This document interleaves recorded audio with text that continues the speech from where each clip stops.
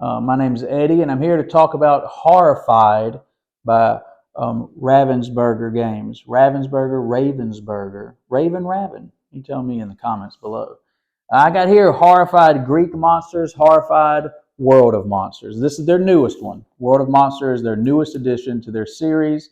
They have 4 in the series right now, and in fact, they just announced, I believe it was 2 days ago maybe, they just announced they're coming out later this year, 2025, a Dungeons and Dragons Horrified. Well, that's going to be super cool. But Greek Monsters was right before this one, and these two are compatible. You can mix and match the monsters together. You can mix and match the heroes together, so that's pretty cool. The other ones are not.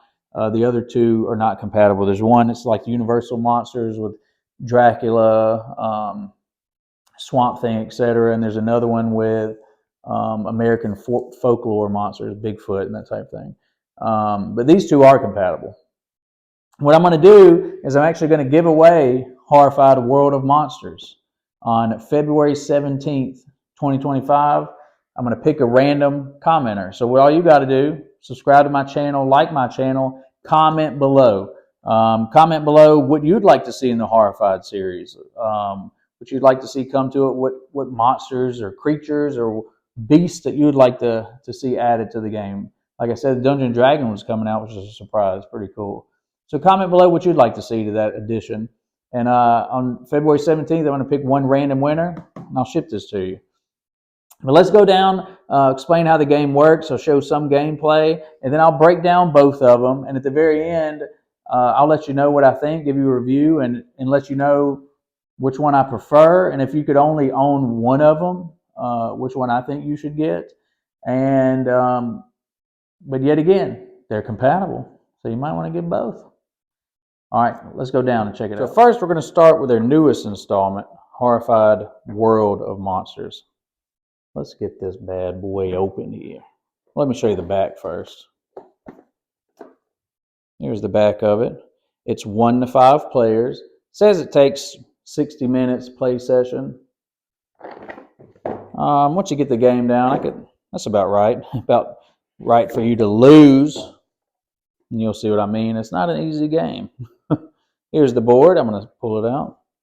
Pretty cool eye on that. Whoop.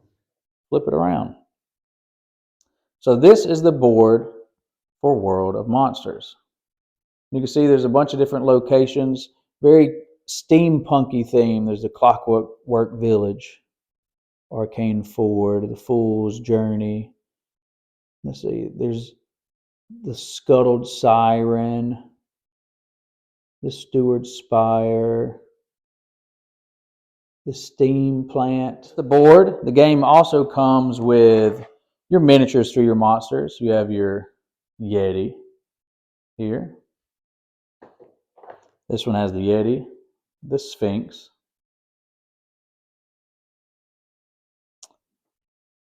Cthulhu, and I forget this one's name. Let me look it up again real quick. This one is called Ying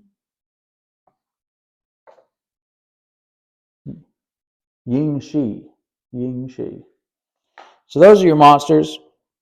You also get your heroes that you can be. Here's your different heroes. You have the Buccaneer. These are nice, thick cardstock. The other side has a little bit of fluff about them. The Parapsychologist. The Guardian, this big robot man. The Fortune Teller. And the Investigator. Each of them do not come with miniatures, unfortunately.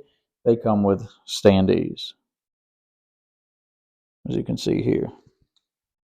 And then the game comes with a bunch of standees for your civilians.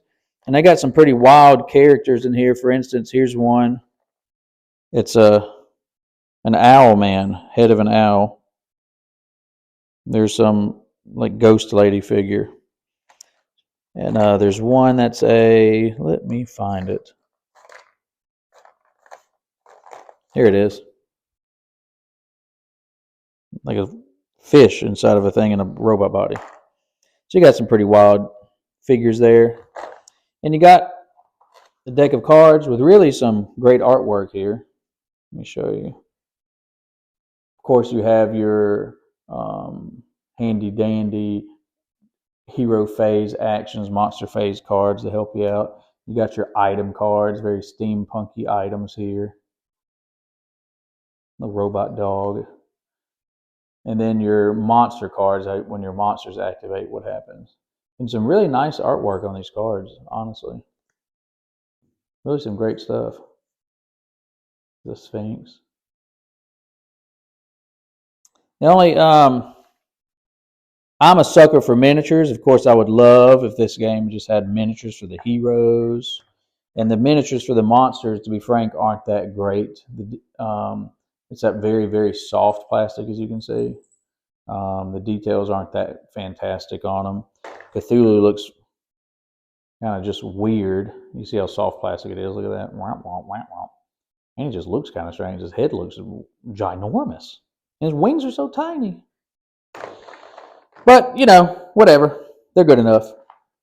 You also get this little bag, this little handy dandy Velcro bag full of tokens that you're going to use in the game and pick up, move about.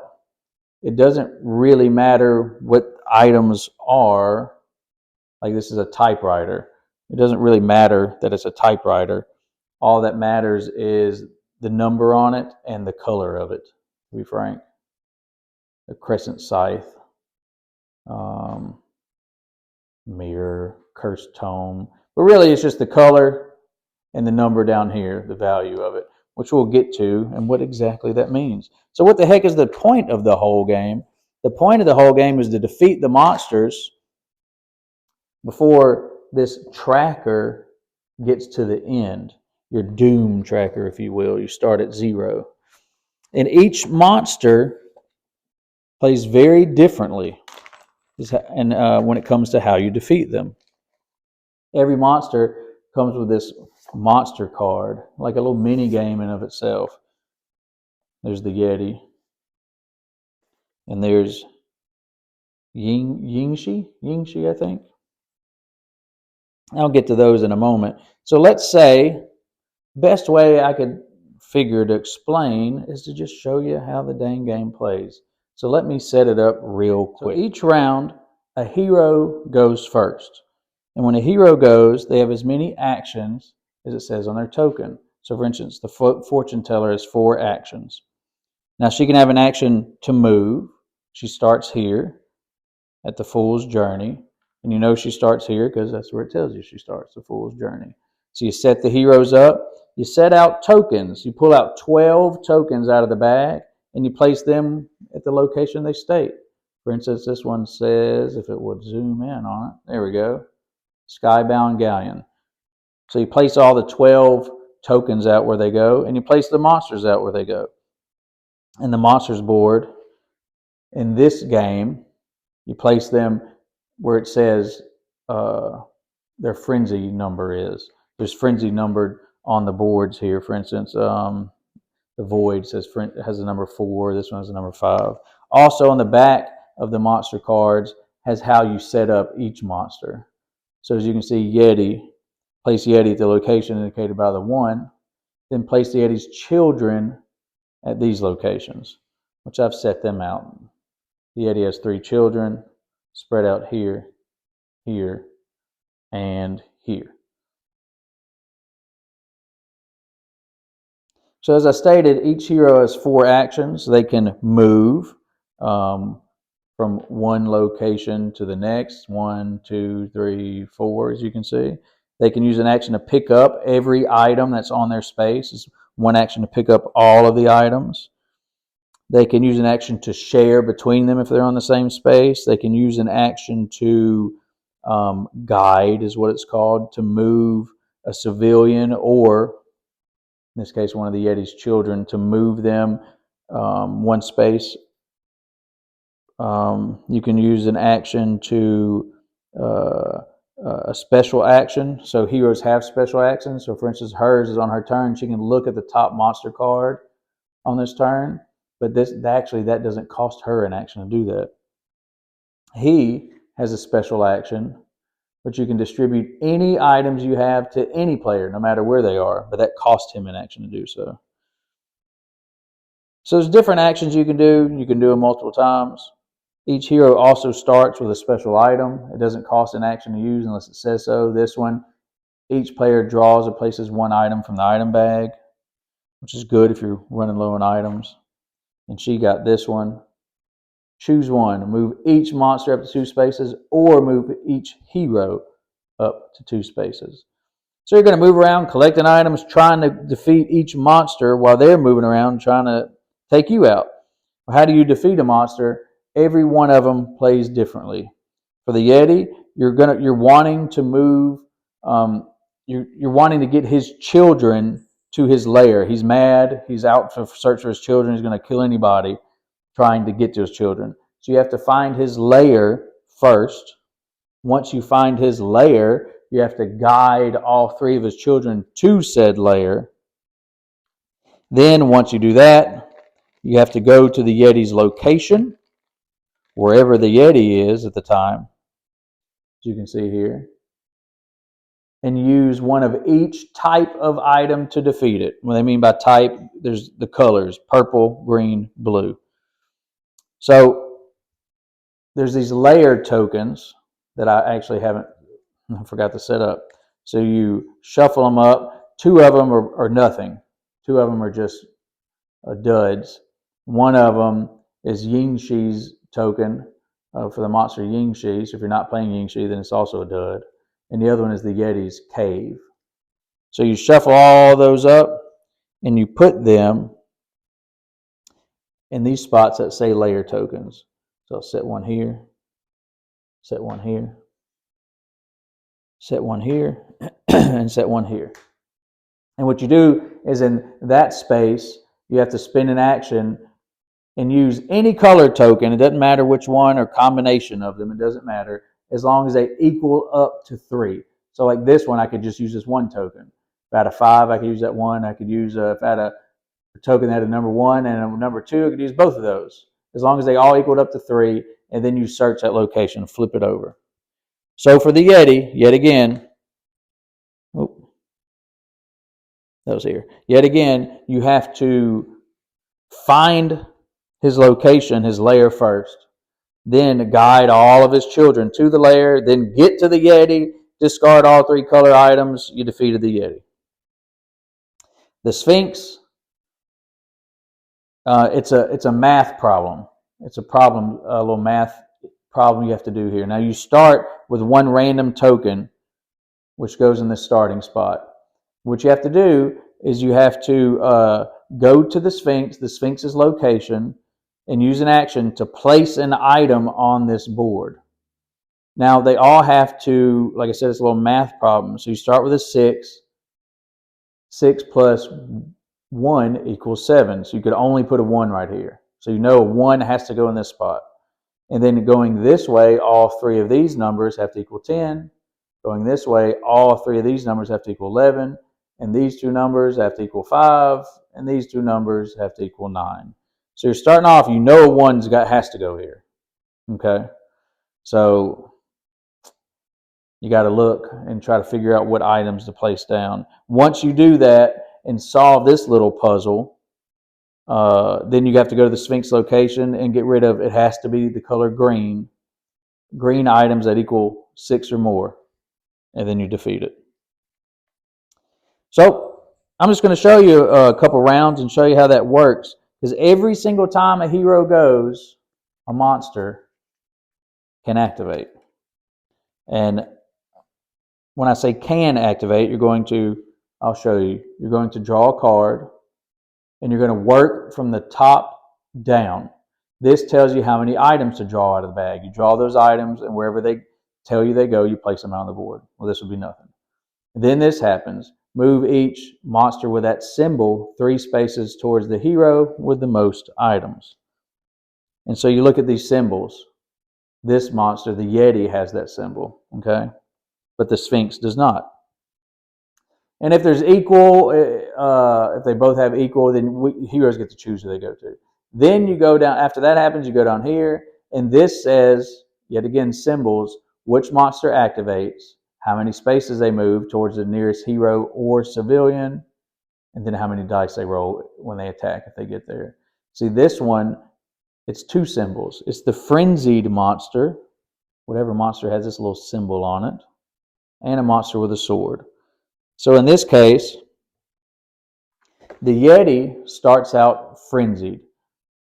The monster with the lowest frenzied number is 1, starts out frenzied. So he has frenzied, and in that situation, it says the frenzied monster goes, so he would move 1. And then it says the sword monsters go, so he would also move again. He would activate twice in that situation because he's frenzied. And the Sphinx has the sword, so he would have also gone in that situation. When they roll their dice, these are hits. You got blanks, and you got their special ability. Now, when you roll a hit, a hero can discard an item that they're carrying to block every hit that's rolled. If they don't have any that they discard, they're dead. The hero's dead. The little doom tracker then moves up 1. Like I said, once you get to the end, you lose. Every time a hero dies, on their next turn, they'll respawn up here. It's called Reviving Throne. They'll respawn up there, and they can continue like normal. Civilians, there's also cards that will bring out civilians on the board, tell you where they go, what location they start in. And then on their stand, it says where they're trying to go. This one's trying to go to the House of Dawn. So say this one started down here. You're trying to move her all the way up there. And you can move civilians by the guide action, where you're spending action to tell them to move 1 space forward. Or civilians can move with you. As you move, they can move with you. And that's a way to keep them safe. Because if a monster kills a civilian, and civilians can't defend themselves, they just get hit, they're dead, that doom tracker moves up 1. So civilians, you got to keep safe, you got to keep alive. And if you get them to the location they're wanting to go, to their target location, every time you do, you get to draw a new special item card, which some of them can be pretty powerful, pretty helpful. So let's just start a round. Let me show you how it works. Let's say she's going to go first, okay? So her first action, she's down here in Fool's Journey. Her first action, and you know what? I'll actually lay them down so you can see from the top down. Might make it a little bit easier for you. Sure. Her first action is she'll pick this up. Yet again, you need items to do things, but items are also defensive. You can get rid of them to block hits. So she pick that up. That's 1, 2, 3, and 4. She'll pick 2 of these items up, and she's also now in that space with that Yeti. But yet again, we got to start searching and trying to find the Yeti's lair before we do anything. So she's done with her turn. She picked up, moved, picked up. Then we flip over a monster card. That's the one I just drew. I was showing you the one from the bottom of the deck, but it just happened to be on the top of the deck too. So no items drawn, move each. The ghost symbol monster, 3 spaces towards the hero with the most items, which is her. The Sphinx doesn't have that symbol, but the Yeti does. So he's going to go 1, 2, 3. Start heading right that way. And then down here, Frenzied Monster, which is the Yeti, moves 1. And it says rolls 3 attack dice. There's no one in attacking. And then Sword Monster, which is the Yeti, moves 1. And the Sphinx. And they move towards the closest hero. So it would be 1, 2, 3, 4, 5, 6, or 1, 2, 3. Actually, they would have both gone this way because he's actually closer. So the Yeti would have moved back 1. 1, 2, 3, 4, 5. Yep, that's right. And now he goes. The parapsychologist. And the fortune teller could have looked at on her turn her special action, which actually doesn't cost an action, and she could have looked at the top monster card, and then she could have, changed after she looked at it. She could have changed what she was going to do, but I didn't do it. and it wouldn't have mattered anyway. She would have still done that. So he's going to go now, and he will. I need to start searching these layers. He doesn't want to go up that way. Those monsters are up there. So he's going to go 1, 2, 3, and he doesn't have any items. Ah, crud. The item here is only a number 1. He wouldn't even be able to pick this up yet. Let me redo that. Dang, there's really no items in this area for him to get other than up here. That's getting risky. Well, he's going to do it. He's going to go 1, 2, 3. He's going to do it anyways, and he's picking that item up. That's 4. He's done with his turn. Draw a card. Ah, man, dang it. No more items come in. We need these items. Move each monster with that symbol to the closest hero. The only one with that symbol is the Sphinx. So the Sphinx moves to the closest hero, which will be him, and pops right up on his spot. And then the frenzied monster does not go. The monster with that symbol activates and moves 1 space. And the only monster with that symbol in this situation is the Yeti. So the Yeti is going to move once to the closest hero. Boom. And he has no one to attack. Now she's going to go. She could use her free action to look at the top monster card so she could see what's going to happen. Here it is. Move the monster with that symbol to the closest layer. Neither of these monsters have that. But then the monster with the cog activates. Neither of the monsters have that. So no monster will activate. So she knows that. So hey, she could willy-nilly do what the heck she wants to do. Even though we don't know which layer the Yeti, where the Yeti's layer is, we know we got to move this little guy out. So first she's going to use an action to guide him. You can guide from your space to 1 forward, or guide from a space adjacent to you. So she's going to guide him. There's 1 action. 2.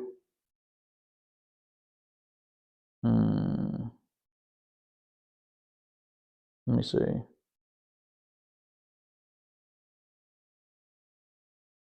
3. No. 3. 4. 1, 2, 3. Yeah, she's going to start making her way up here to start looking, try to look at those layers is what she's going to do. So she's done with her turn. We draw a card. And we know no monsters activate, and we pull 1 token from the bag. So we randomly just draw a token from the bag. We have this that goes in the scuttled siren. That's right here. So got a number 3 item there.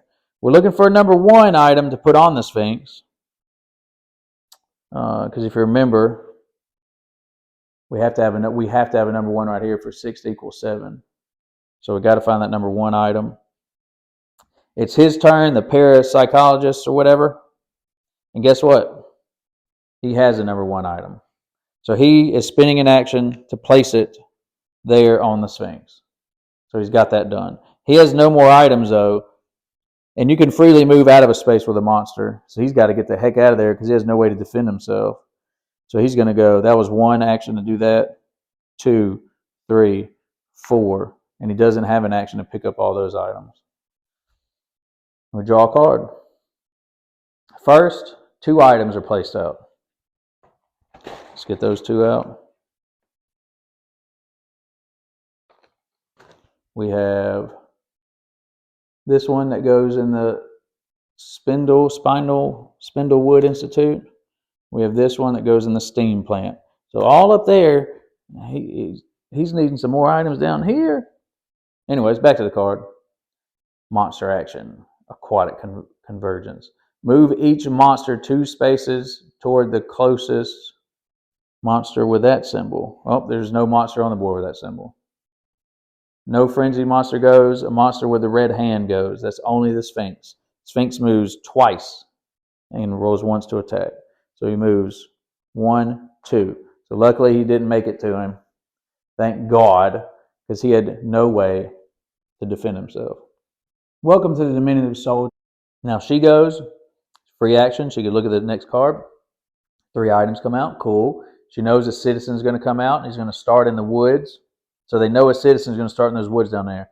So he knows he's the closest. He's got to get back there to then defend that citizen that's going to pop out. Because she can look at this card and tell him that. And then the frenzy monster is going to go. The Yeti is going to move 1 space. And a ghost monster is going to go, which is also the Yeti. So that's good. The Sphinx isn't going to activate at all. She knows that because she's the fortune teller, looking in her magic ball, if you will. So she's going to go.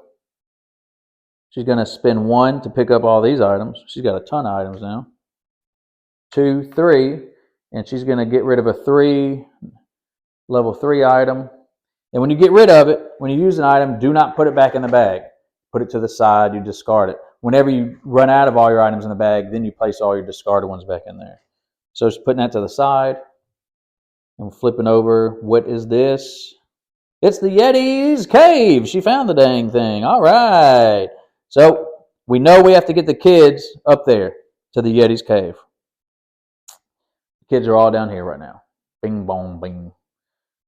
Little hooligans. Got to get them up there.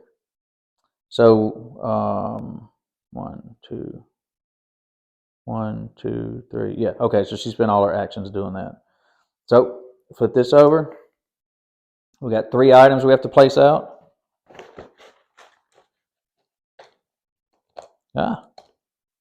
Here they are. We have the House of Dusk. That will go down here. We have Door of the World, goes up there. And we have the North Station, goes right there. Then the citizen Rami comes out. Let me find him.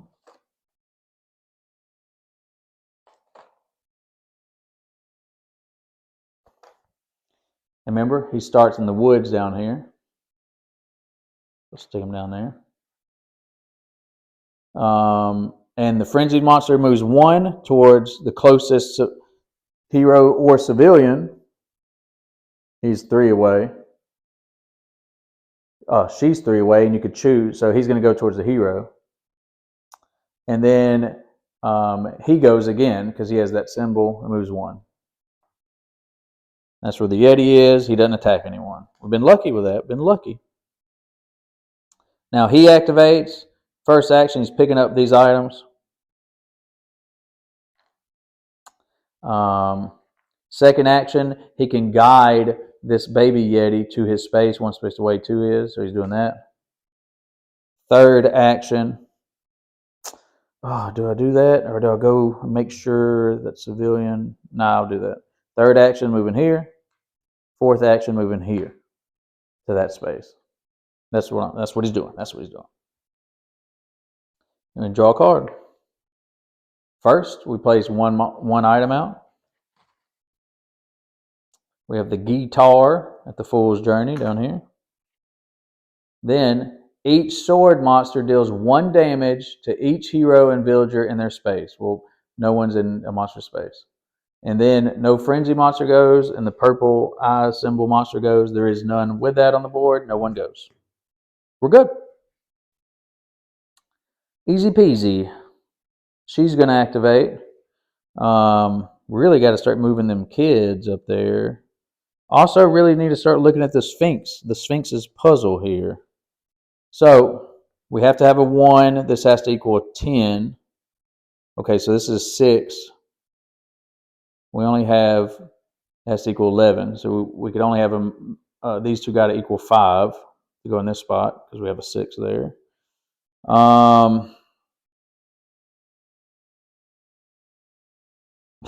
This is hard. So if we put a 3 here and a 2 here, then that would equal 3. You can't do that because the highest token goes up to 6, by the way. So you can't do that. You can't have a 7.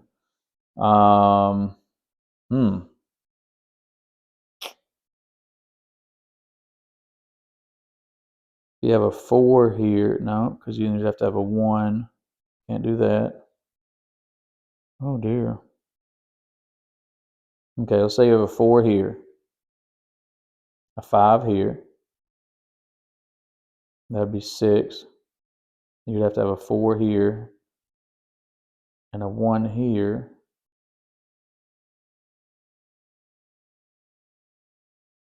No, it can't do that either. I think a 6 kind of screws it up. Now you can discard an item to move or move an already placed item. I'm not good with maths. Say in the comments below what you think I should do on that. Math's real hard, man. Okay, boys? So, she's going to go and she is going to free action, look at the top. 3 items going to come out. A citizen's going to come out at the forge, which is way down here. And the frenzied and ghost monster is going to come out, which are both the Yeti. Some cards will say the frenzied moves to the next monster, but it hadn't done that yet. So the Yeti is still frenzied. Remember, she has this item: move each monster up to 2 spaces, or each hero up to 2 spaces. So she could. She's just going to spin that. She's going to spin that. It moves her here. She'll move him here. And now she can take her actions. She's going to use 1 to guide the little Yeti in her space. That's 1 action. 2, guide the Yeti out of her space. That's 2 actions. 3, move here. 4, guide the Yeti to the Yeti's cave. That Yeti's done. And so you place him on the Yeti's little board. That Yeti is back home, safe and sound. Now she knew in doing so she's going to be attacked, because if you remember, she'd already pulled this card. So first, start at the top. 3 items come out of the bag.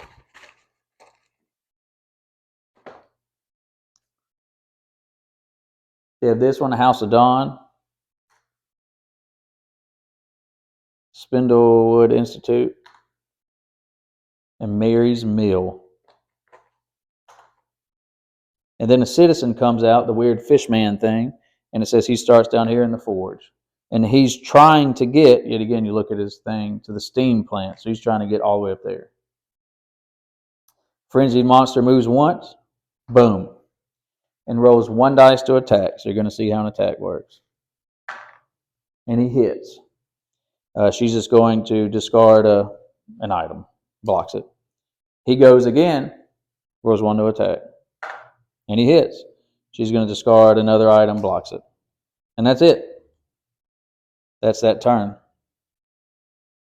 If he rolled as special, every monster has their own special power. So for instance, if he rolled the exclamation point, the closest hero or citizen not in his location takes 1 hit. It has no effect if everyone is in his location. Everyone has their own different. He's going to activate. Where's this guy wanting to go? He's wanting to go to the caravan all the way up here. First, he's going to move the little Yeti baby in here to the void. You can see the bridge connects. Then he's going to, that's 1 action. 2 actions, he's walking in there and carrying a civilian with him. 3 actions, guiding the Yeti over there. And 4 actions, he's going to walk over here with a civilian dude.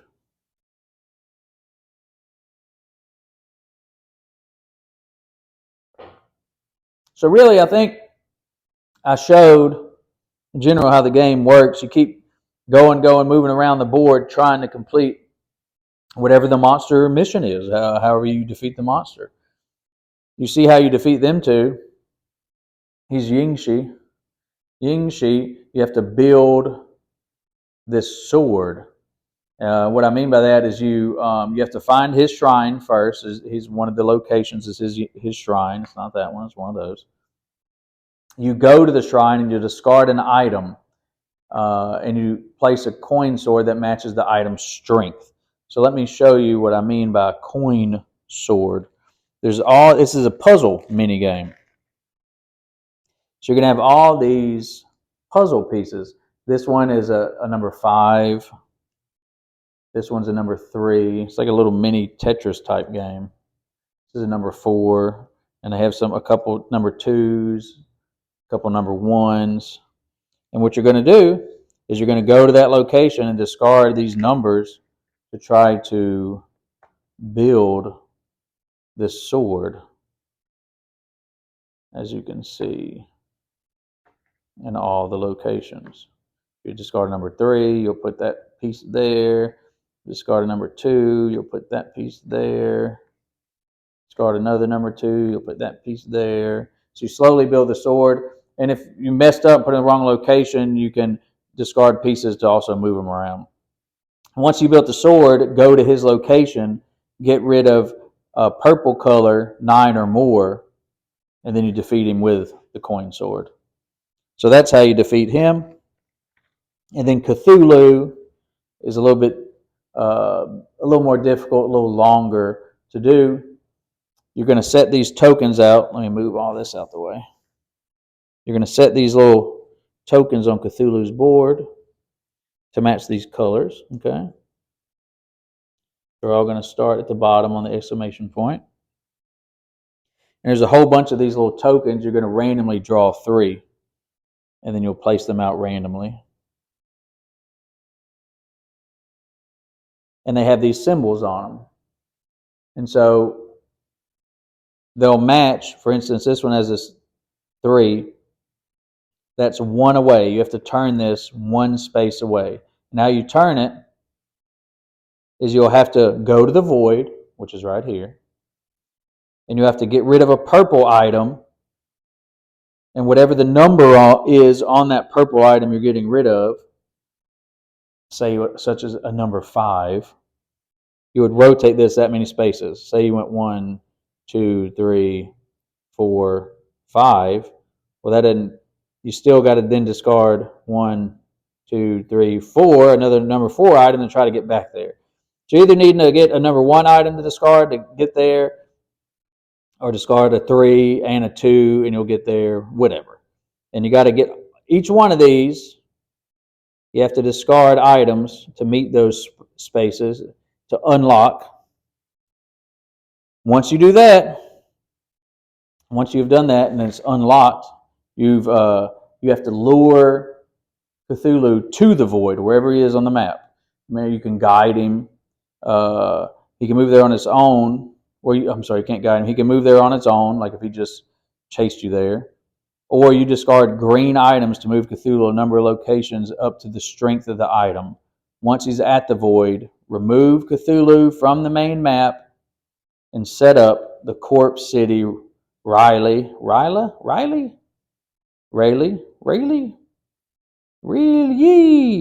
You tell me in the comments. To defeat Cthulhu.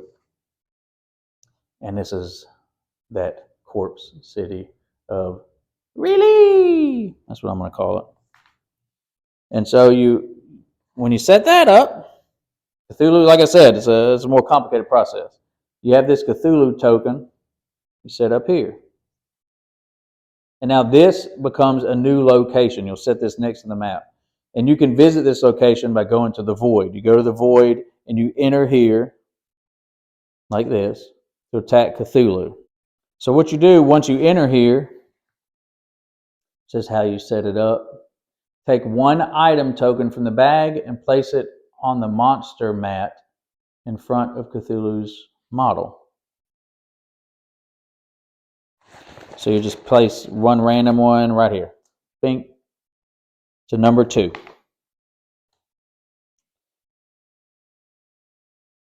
The step 3 is you have to discard a number of the same color items that equal or exceeds the value of the item controlled by Cthulhu, which is only number 2. Place here in a specific location that matches the type of item being discarded. You can only discard 1 item per action. Then place a mystic manacle. So let's say she had a number 2, okay? She's going to get here. She's going to discard a number 2. She moves to this blue spot. When she does that, she places a manticle, a little lock, on one of his tentacles here. So you got to do it 4 times, like so. Now, Cthulhu still attacks. When it says he attacks, he still rolls the dice. And he still attacks like normal, attacks anyone in this location. This is a location. He'll attack. He can't move, but he'll attack anyone in this place. Whenever he rolls his special ability, this one, then his tentacles deal 1 damage to each hero standing in the same color as his item. So special, he'll also damage her. And that's how you generally play the game. That's how you play those monsters. Let's check out, let me get the board out and show you what the Greek monsters look like. So here's the Horrified Greek Monsters map. Obviously it's more Greek mythology based. And it plays exact same way as the other game when it comes to movements, when it comes to actions, when it comes to tokens. You also get your own separate little bag with your themed tokens for the Greek set. Different Greek items, but you got the colors, you got the numbers on them, that type deal. You have heroes, you got Traveler, and their special abilities are called Favor of the Gods. You got a Mariner, a Shepherd, an Actor, Hoplite, a Musician, and a Ranger. And this game, so the Horrified World of Monsters came with 3 monsters. This one comes with way more monsters. This one comes with literally double of monsters. 6 monsters. You got the Minotaur. Let's put them out here. You have the Minotaur. Nice miniature, same soft plastic. But to be frank, these are better miniatures than the World of Monsters miniatures. So you got the Minotaur. And just like the other game, every monster is a little mini game to defeat them. Here's the Minotaur. Here's the symbols. You're drawing symbols, what they do. In this one, you reveal a labyrinth. Oh, you reveal the labyrinth. Just like the other game, there's a layer. There's going to be layers. You got to go around and find them, and you're going to find the Minotaur's labyrinth. You go to the labyrinth, and you discard green tokens to place a labyrinth token, or switch 2 already placed labyrinth tokens. So there's these labyrinth tokens you can place to try to build this labyrinth to where they all the symbols will match up to where you can escape. Okay, this is how you build that. Once you build that up, then go to the labyrinth location, use orange tokens up to 9, defeat the Minotaur. Boom, knocked him out. What else we got here? What else we got? We got the Chimera. Cool mini, cool mini.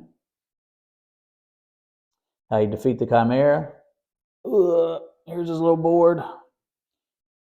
You have to find his cave, and at that location, put the heads to sleep by placing the items on each head per the layer token. Flip each head token once you have discarded the items. So there's 3 items, 2 blue items, 1 orange item. You flip that head over. Once you flip them all over, go to the Chimera's location, use a green, orange, and blue to defeat it. You got Medusa. There's our miniature. Yet again, much better miniatures than World of Monsters. Medusa's cool, how you do her. You place out these mirrors on the board. They tell you where they go. This one goes on the battlefield location. This one goes on the Acropolis. So you place them out where it says they go. Then at her location, you discard an orange token to move her several spaces equal to whatever the number is on that token. When she enters the location with the mirror, stop her movement, place the mirror token on her monster mat. So you would place it where it goes on her mat. Once you have all the mirrors, reveal the statue garden. So what that means, yet again, is a layer. You'll find a layer called Medusa Statue Garden. So reveal that, then you have to lure her there.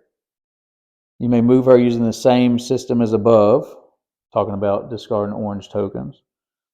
When she's in the statue garden, use 6 green items up to 6 power to defeat her. So you got Medusa, you got Cerberus, 3-headed mutt. You got to find the underworld door at that location. Discard blue items to roll 3 dice. You can discard green to re-roll several dice up to item strength. You may remove 1 door token if you have rolled the glyphs on it. So what that means is you're going to have these door tokens. Oh, I'm sorry. You're going to have them like this. So that when you're needing 3 hits on 3 dice, this one you're needing a hit, exclamation point on 3 dice. This one you're needing 2 hits, and so forth. Once you've done that, and then the last door you need hit and 2 blanks. Exclamation point, 2 blanks. In Cerberus' location, once all 5 door tokens are removed, discard a green to move him a number of spaces equal to the strength of that green token. And when he's at the underworld door, you return him to Hades and defeat him. So you just got to then get him there. And you still got 2 more monsters. You have a Basilisk, weird chicken monster here. At each temple location, place different items on the spot below that matches your location. So you got to go to Temple of Zeus, place an item there, etc., etc. So you just place this one. You just any item, doesn't matter the color or number. Just got to go there and place items. And then at the Basilisk location, use items worth 30 to defeat it. Whoa. It's easy to do this. You can spread out and do that. Not easy to do this. And then the Siren. At the Siren's location, discard blue to look at 2 face-down tone tokens. So when you set her up, you place these tone tokens randomly. There's 8 of them. So randomly place them all out on here. So you could discard blue to look at 2 face-down tone tokens. You flip those over. There's those symbols. Remove them if they match. Move the Siren to the location listed on the item discarded. So whatever blue item you discard to do that, if you remember, items have locations on them where they start, then she'll move there. So it's a matching game. Then once you've done that, then at the Siren's location, use 6 green to defeat her. So that's all the bad guys, and of course they all have their special attacks here. So if she rolled exclamation point, each hero in the Siren space takes 1 hit, which can be blocked as normal. Move all other heroes 1 space towards her. Move the Basilisk to the current player's location. That hero takes 1 hit that can only be blocked with orange, etc., etc. They all have their own. And there's her miniature. Yet again, the miniatures of the Greek one, the miniatures are better. You have more monsters. You also have all the civilians that you put out, all kind of different civilians. And yet you got your hero tokens as well. And of course you have your deck of cards. Which the artwork on those is still really good. I mean, it's great artwork. Look at that. It really is. All right, so let's go down and let me tell you what I think about all of it. All right, that was Horrified. A little bit how to play, a little gameplay for you there. Hope you enjoyed it. Hope you learned a few things. So, if you could tell from the video, to me, if you're going to get only one of these, Greek monsters is the way to go. Now, Greek monsters, I mean, just for the fact you get 6 monsters in it. Horrified World of Monsters, you get 4. I said 3 earlier when I was breaking them down. You get 4, so you get 2 extra monsters in this one. This one you get 4 monsters, and you get Cthulhu, which adds another little element to how to beat him. But I mean, it's 4 monsters compared to 6 here. That alone is why I picked this one. I like the monsters more in this one as well. I mean, I like Greek mythology. The miniatures in the Greek mythology monsters box, to me, are also a lot better. The miniature quality is a lot better than World of Monsters. The art's the same. Art's fantastic. Art quality is fantastic. I like the special items in the World of Monsters box. I like the special items a lot. That's a cool element. But to me, really the clear winner is Greek Monsters over the two. Now you can combine them. So make it even better. Add them together and you have even more monsters. But if you're just going to get one, Greek Monsters, I think, is the way to go. Like I said, I'm giving away Horrified World of Monsters February 17th, 2025. Subscribe, like, comment below what you'd like to see added to the Horrified series. And I'm going to pick a random winner on that day. I'm going to ship this to you, this sucker right here. So it's still, even though I prefer Greek Monsters, this is still fantastic addition. And you're going to get this one, whoever wins, you're going to play it, and then you're going to want to get this one and add them together. That's what's going to happen. You're going to end up buying this anyways. So you might as well get it now and then hope you win this one. Let's be frank, okay? I mean, it's a great system. The whole system is a lot of fun. It's a blast. It's sitting around with your friends, start stressing out because the game's not easy. Okay, you can play on easy, which is only 2 monsters. You can play on normal, 3 monsters. That's pretty hard. You can play on hard, to 4 monsters. Never done that. Sounds impossible. I'm gonna have to try it sometime with my friends. It's a fun game to throw down with your friends or your kids. My kids really enjoy playing the Greek Monsters one. Another reason I prefer this one over this is just personal. My friends really enjoy the Greek Monster one. They don't really care to play this one, just personally, because they like the Greek Monsters. I don't know, because they're cool. Greek Monsters are cool. Who doesn't like Greek Monsters? Let's be real. Greek mythology. So, score-wise, I would give it the whole series in of itself. I'd give it a 7.5 out of 10. I would actually rate Greek Monsters higher, okay, like I said, than World Monsters. The quality, miniature quality is not great. Like I said, I'm a minis dude. I love minis. I love paint minis. Miniatures quality is not great, but that's not their thing, okay? They're gimmicking a whole bunch of tons of miniatures they're going to throw at you. But everything else, it's a blast. It's just a lot of fun. So check out Horrified. Good luck trying to win Horrified World of Monsters. Go ahead and buy this. Bye. Thanks for watching The Diminutive Soldier.